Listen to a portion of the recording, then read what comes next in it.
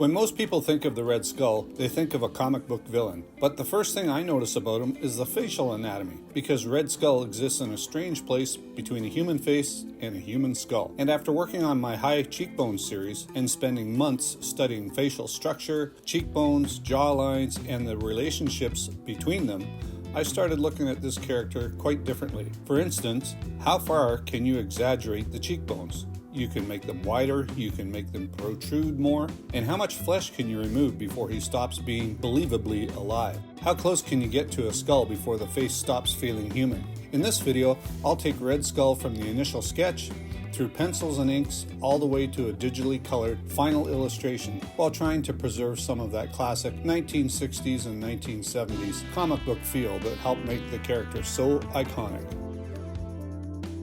After laying in the basic head shape, I started looking for the balance between skull and face.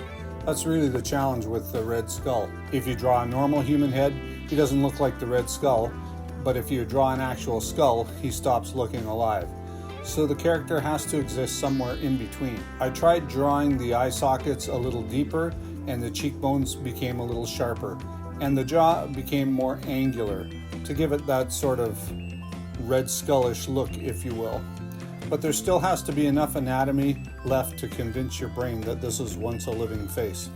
One thing I've always liked about the Red Skull is that different artists solved the problem in different ways. Jack Kirby's versions were often bold and graphic, but later artists sometimes pushed him closer to a realistic skull. Others kept more flesh on the face and emphasized the human features. There really isn't one definitive version. Every artist ends up deciding how much skull to leave and how much flesh to leave on the face. As I started developing the jaw and cheekbone structures, I found myself pulling ideas from my recent facial anatomy studies. Months of looking at cheekbones, jawlines, and facial planes have a way of changing how you see everything, even when you're drawing a comic book villain. The interesting thing is that Red Skull isn't scary because the anatomy is realistic. He's scary because the anatomy is believable enough, and the exaggerations are pushed to the edge without completely breaking. Once the major forms were established, I started tightening the design.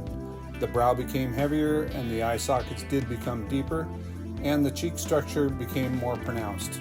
And little by little, the face started moving away from an ordinary human head and towards something much more unsettling. Now, historically, Red Skull first appeared in 1941 as Captain America's primary enemy. The design was intentionally simple. Readers only needed a split second to understand who they were looking at: a skull, a villain, and a threat. And more than 80 years later, the design is still instantly recognizable, and that's not easy to accomplish.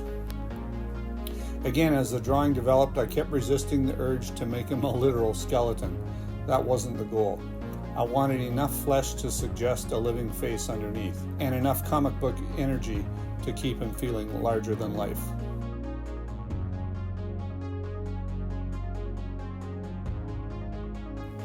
For me, inking is one big experiment. I could spend a lot of time studying some of the great inkers, and eventually I probably will. Maybe in a few months I'll do an in-depth look at famous inkers and some of the techniques they use. But right now I'm enjoying the experimentation phase. I want to see what my own mind comes up with before I start bombarding it with everybody else's methods and styles. I think that's one thing people kind of forget to do. Just let your own mind be creative and see what you can come up with. One thing I do like is those long lines under the cheekbones. They almost feel like exposed sinew and muscle. They're not realistic exactly, but they look cool. Now, as the ink started going down, I began noticing something interesting. The drawing wasn't necessarily becoming more realistic, but it was becoming much more intentional. You know, when you're sketching, everything is still a suggestion and much more fluid. A line can move and a cheekbone can shift, an eye can be adjusted, but once the inks go down, you're making permanent decisions. Every decision starts changing the personality of the character. Inks can make things look more fluid or more stiff, so you have to be careful how you do it. And as I kept inking, I found myself pushing certain areas further than they were in the original sketch. Again, the eye sockets got deeper and the cheekbones got sharper, and the jaw got a little more aggressive. And originally, I wasn't planning to make it too extreme. It just sort of happened as the drawing developed. And that's one of the things I love about drawing. Sometimes the drawing starts making decisions of its own. You begin with one idea, and you end up somewhere completely different. Now, sometimes more ink helps and sometimes more ink just buries the drawing. So one thing I really started paying attention to was the silhouette. Even if you completely filled the face with black, could you still recognize the structure? Could you still read the character? That's something a lot of great comic artists understand. So the whole time I'm asking myself, can I push this further? Can I sharpen that cheekbone? Can I deepen the shadow? Can I make him look even more disturbing without breaking the character? And around this point, I started feeling like the drawing was finally working. The expression felt right, the structure felt good, and it still felt human. Well, sort of. And that was enough exaggeration to make him unsettling, enough structure to make him believable, and enough shadow to give him some weight.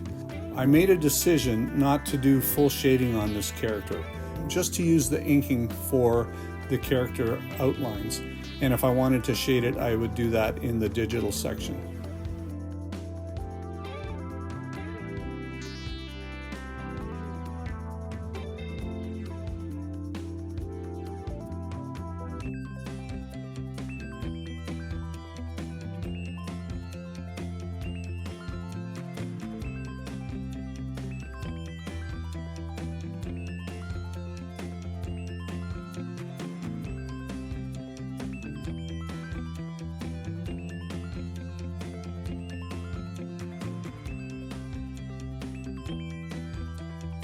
With the line art finished, the next step was establishing the flat colors.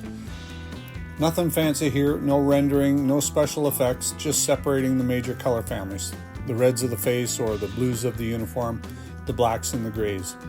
At this stage, I'm not trying to make anything look impressive, I'm just building a foundation. Because every decision that comes later depends on having clean, organized color areas to work with. One of the biggest advantages of working digitally is the ability to create selections from those flat colors. Once the major shapes are isolated, I can instantly select an entire area with a single click. The skull, the uniform, the shadows, the background, etc. This allows me to paint shadows or highlights in a specific area without worrying about bleeding outside of the flat color area. This is such a time saver once you know how to do it. This means I'm spending less time fighting the software and more time focusing on the art itself. Before adding shadows, I like to make sure the local colors feel right. This is where the drawing starts moving beyond a coloring book approach. Even a character that's primarily red isn't really one color. Some reds are warmer, some are cooler. Some areas need more saturation, others need less. And these subtle shifts create visual interest long before any rendering begins. Once the shadows were doing their job, I could start adding highlights. This is usually the most tempting stage. Everybody loves highlights, but highlights only work because the shadows are already there. They're the reward for all the earlier work.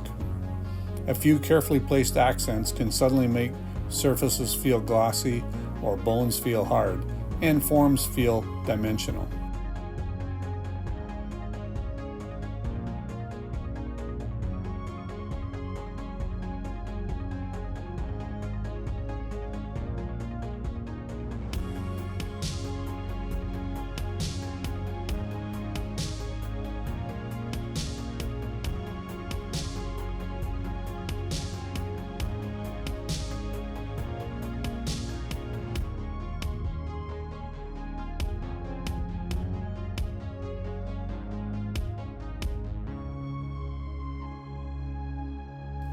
One of the easiest mistakes to make in digital art is focusing entirely on the figure and forgetting about the space around it. A character doesn't just exist on a page, they exist in light and they also exist in an environment. So I started experimenting with a cast shadow behind the head, not because Red Skull needed more detail, but because he needed more presence. And the moment the shadow appeared, the entire image started feeling larger and took on a lot greater depth. He suddenly occupied space. Instead of looking like a drawing floating on a gray background, he felt like a figure standing in front of a wall.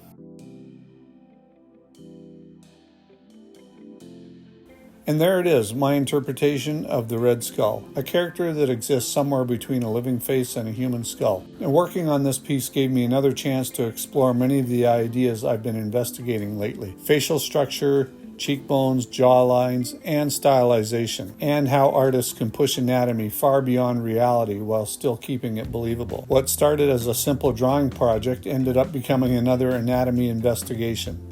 And honestly, those are usually my favorite kind. If you enjoyed this video, please give it a like and consider subscribing to the channel.